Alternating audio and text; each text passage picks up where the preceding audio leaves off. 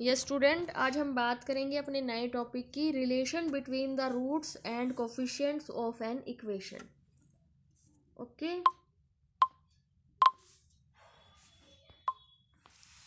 तो आपका chapter number 7 है relation between roots and coefficients of an equation.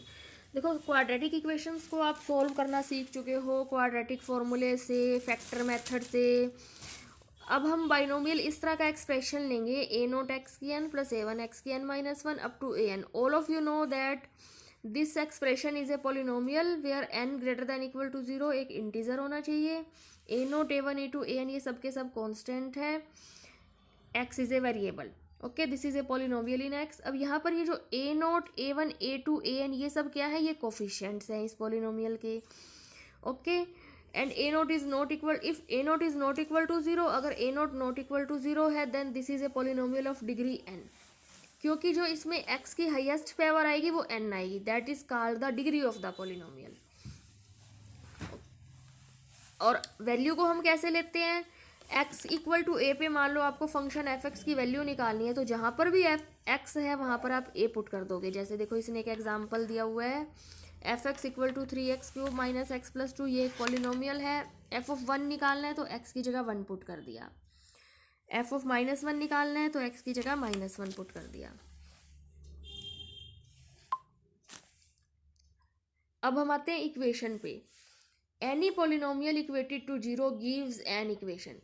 कोई भी पोलिनोमियल है जिसको आप जीरो के इक्वल पुट कर दोगे तो वो क्या बन जाएगी, वो एक इक्वेशन बन जाएगी। तो डिग्री क्या है, degree of an equation is highest power of the variable occurring in the given equation. लेकिन जो इक्वेशन है उसमें जो है रेशनल फंक्शंस नहीं होने चाहिए। ओके, यानी कि ये देखो, ये जो 3/x² है, 4/x है, इस तरह के फंक्शंस नहीं होने चाहिए। पहले हम इसको क्लियर करेंगे एलसीएम लेके। ये हमारी इक्वेशन बन गई। अब इसमें x की हाईएस्ट पावर 5 है तो इसकी डिग्री 5 है इस इक्वेशन की, ना कि 3। इसकी डिग्री 3 नहीं है। ओके ओके, अब complete and incomplete equation. Complete equation होती है जिसमें सारी टर्म्स हों, एक्स की सभी पावर्स हों, हाईएस्ट से लेकर और कांस्टेंट टर्म तक। जैसे कि ये एक्स की 4, x cube, x square, x की 1। बट अगर आप इस इक्वेशन को ध्यान से देखो, इसमें एक्स क्यूब वाली टर्म नहीं है, so it is not an complete, it is incomplete equation. Now what do you mean by roots of an equation. Roots आप 10th क्लास में भी पढ़ के आए हो, +1 में, 2 में। रूट्स जिस वैल्यू एक्स की जिस वैल्यू पे, वेरिएबल की जिस वैल्यू पे फंक्शन इक्वल टू जीरो आ जाए, that value is called the root of the equation. For example, consider this equation x cube minus 6x² plus 11x minus 6। इसमें अगर हम x को 2 पुट करेंगे तो देखो, सॉल्व करके हमारी एफ एक्स की वैल्यू 0 आ रही है, एफ ऑफ 2 हमारा 0 बन रहा है। So 2 is the root of this equation. तो इस इक्वेशन का रूट क्या है, 2 है। नेक्स्ट है division algorithm. When f(x) and 2x are two non-zero polynomials and we divide f(x) by gx, then we obtain some quotient qx and some remainder rx, and this result you know by division algorithm. f(x) equal to gx into qx plus rx. Next we have the remainder theorem. If f(x) is polynomial, then f of h is the remainder when f(x) is divided by x minus h. अगर f(x) एक polynomial है और F x को जब हम x minus H से divide करेंगे तो हमें रिमाइंडर क्या मिलेगा, एफ ऑफ एच रिमाइंडर मिलेगा। ओके, तो मान लो हमें क्यू एक्स कोशेंट मिल रहा है and capital R with the remainder when function is divided by x minus h. तो एफ एक्स को आप लिख सकते हो डिवीजन एल्गोरिदम से x minus h into quotient plus R remainder. Okay, now degree of the remainder either 0 और less than this dividend, sorry divisor से छोटी होगी। अब डिवाइजर की डिग्री 1 है तो रिमाइंडर की डिग्री 0 मिलेगी, so remainder is a constant. अब आप एफ एक्स को एच पुट करो तो f of h equal to x minus h 0 हो गया, प्लस आर, तो आर रिमाइंडर आपका किसके इक्वल आ गया, एफ ऑफ एच के इक्वल आ गया। तो यही आपकी थ्योरम थी कि रिमाइंडर आपको क्या मिलेगा, F of H when function F x is divided by x minus H.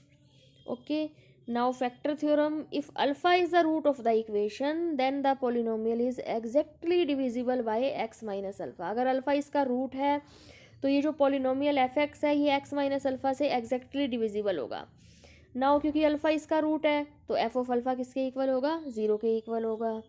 अब एफ एक्स को जब हम एक्स माइनस अल्फ़ा से डिवाइड करेंगे, let q x be the quotient and R be the remainder, तो फैक्ट डिवीज़न एल्गोरिदम से हम इस तरह से लिख सकते हैं। पुट, अब इसमें हम पुट करेंगे एक्स को अल्फ़ा, देखो एफ ऑफ अल्फ़ा 0 है, एक्स माइनस अल्फ़ा, यहाँ अल्फ़ा पुट करेंगे, अल्फ़ा माइनस अल्फ़ा ये भी 0 हो गया, into q x plus R. Okay, अब एफ ऑफ अल्फ़ा की वैल्यू 0 पुट कर दी तो आर रिमाइंडर किसके इक्वल आ गया, 0 के इक्वल आ गया। अब रिमाइंडर कब 0 आता है आपका, when divisor is exactly divisible by the dividend. Okay, यानी f x is exactly divisible by x minus alpha. Conversely हम इसका कन्वर्स पार्ट प्रूव करेंगे, when x minus alpha divides f x exactly, अगर x minus alpha f x को exactly divide कर रहा है तो अल्फ़ा एफ एक्स का इक्वल टू 0 का क्या है, एक रूट है। तो हमने मान लिया क्यू एक्स कोशेंट है जब हम एफ एक्स को एक्स माइनस अल्फ़ा से डिवाइड कर रहे हैं। So you can write f x equal to x minus alpha into q x. यहाँ रिमाइंडर 0 है क्योंकि ये एग्जैक्टली डिविजिबल है तो रिमाइंडर आपका 0 रहेगा।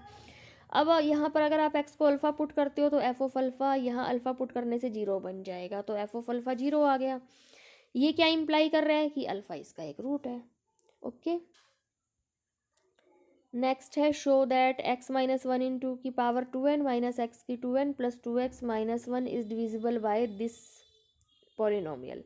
This polynomial is divisible by this polynomial. Okay, तो हमें इससे डिविजिबल दिखाना है, हम इसके फैक्टर कर लेंगे, x into x minus 1 into 2x minus 1, ये 2x माइनस 1 में से 2 कॉमन लेने के बाद ये बन गया 2, एक्स को लिख दिया x माइनस 0, ये x माइनस 1 है और ये हो गया x माइनस 1/2।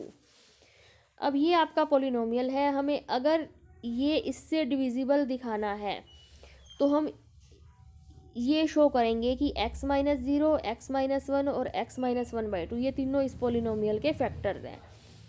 और अभी अभी आपने फैक्टर थ्योरम की है, अगर x माइनस अल्फ़ा इसका फैक्टर है तो अल्फ़ा इसका रूट है, यानी अगर x माइनस 0 इसका फैक्टर है तो 0 इसका रूट है, तो x को 0 पुट करो, आपका आंसर 0 आ गया। इट मीन्स x माइनस 0 क्या है, इस पॉलिनोमियल का एक फैक्टर है, मतलब ये इसको पूरी तरह से क्या कर रहा है, डिवाइड कर रहा है। अब x को 1 पुट करेंगे, x को 1 पुट करने से f ऑफ 1 भी 0 आ रहा है। इसी तरह x को 1/2 पुट करेंगे, f ऑफ 1/2 भी आपका क्या आ रहा है, 0 आ रहा है।